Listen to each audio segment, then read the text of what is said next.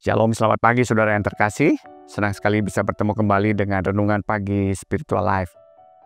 Pagi ini kita akan melanjutkan pembacaan firman Tuhan kita yang diambil dari Keluaran ke-14 ayat 5-7. Judul perikopnya adalah tentang Firaun mengejar orang Israel. Mari kita membuka firman Tuhan. Ketika diberitahukan kepada Raja Mesir bahwa bangsa itu telah lari, berubahlah hati Firaun dan pegawai-pegawainya terhadap bangsa itu. Mereka berkata, "Apa yang telah kita perbuat ini sampai-sampai kita melepaskan orang Israel dari perbudakan kita."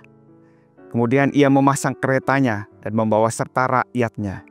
Ia membawa ke-600 kereta yang terpilih. Ya, semua kereta Mesir, masing-masing lengkap dengan perwiranya. Renungan pagi ini saya beri judul Pertobatan untuk Kenyamanan. Dari ayat yang sudah kita baca tadi, kita bisa melihat bagaimana Firaun dan para pegawainya menyesali keputusan mereka. Saudara, umumnya manusia menyesal karena telah melakukan hal yang salah. Namun Firaun justru sebaliknya. Ia menyesal karena telah melakukan hal yang benar, yaitu menaati perintah Allah.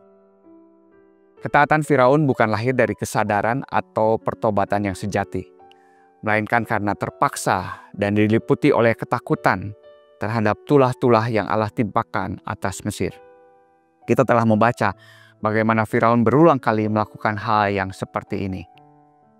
Ketika ketakutannya mulai mereda, seperti pengaruh candu, kejahatan lamanya kembali menguasai dirinya. Saudara, kita bisa melihat bahwa pertobatan yang didasari oleh keterpaksaan tidak membawa perubahan sejati dalam hidup seseorang. Apa yang dilakukan Firaun bukanlah pertobatan, melainkan semacam keterampilan bertahan hidup saja. Sebuah usaha untuk keluar dari tekanan dan keinginan untuk segera nyaman. Bukan karena ada penyesalan dan bukan karena ada kesadaran di dalam hatinya. Ini sama seperti seorang pencuri kambuhan yang minta ampun di kantor polisi. Bukan karena menyesali perbuatannya, tetapi karena ingin segera keluar dari permasalahannya. Firaun pun hanya menginginkan kelegaan dari masalah tulah saja.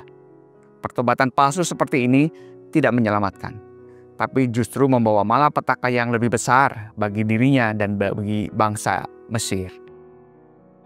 Saudara, Tuhan memelihara hidup kita sebagai orang percaya dengan kasih, dengan keadilan, dan melalui berbagai cara.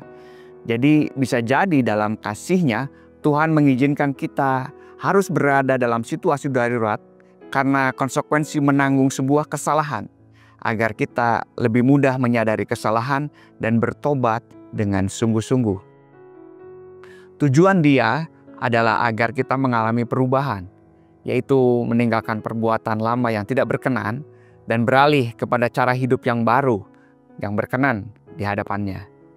Jadi, saudara jangan tergoda untuk segera bertobat hanya demi kenyamanan, yaitu agar cepat keluar dari tekanan, tetapi tanpa kesadaran dan penyesalan yang sejati.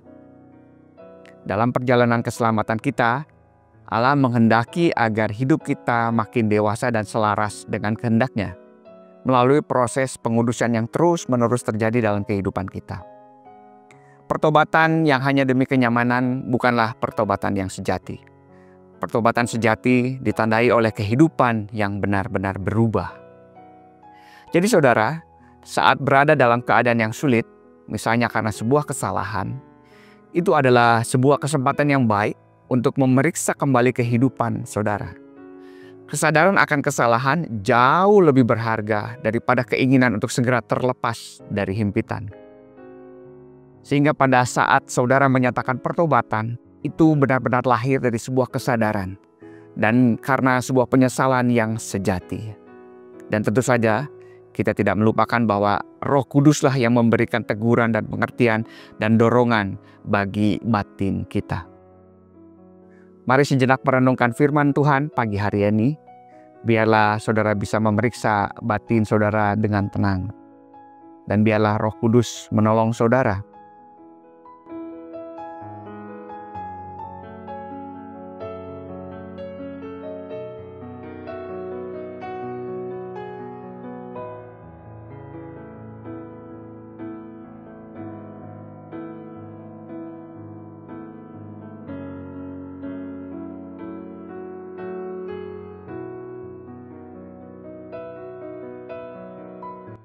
Saudara, mari kita berdoa, mengucap syukur, dan mintakan agar Allah senantiasa menolong kita. Bapa dalam surga, kami mengucap syukur untuk firman-Mu pagi hari ini. Kami belajar dari Firaun Tuhan, bagaimana dia segera ingin bertobat, tapi palsu karena ingin segera nyaman dan keluar dari himpitan-himpitan kesalahan dia Tuhan. Kami tidak mau seperti itu Tuhan, kami mau ketika Engkau menyatakan kesalahan kami menyadarinya. Kami sungguh-sungguh menyesalinya, dan kami sungguh-sungguh bertobat dan kembali kepada jalan Engkau, kepada jalan-Mu yang benar Tuhan. Meninggalkan jalan kami yang salah. Ajar kami Tuhan untuk memiliki hati yang seperti itu senantiasa. Tolong kami Tuhan, memiliki kekuatan dan memiliki senantiasa kesadaran akan itu Tuhan. Terima kasih Tuhan, kami mohonkan pertolongan yang daripada-Mu senantiasa. Di dalam nama Tuhan Yesus kami berdoa dan mengucap syukur. Amin. Selamat pagi saudara yang terkasih, selamat melanjutkan aktivitas hari ini. Kiranya kasih Allah Tritunggal senantiasa atas kita bersama. Tuhan Yesus memberkati.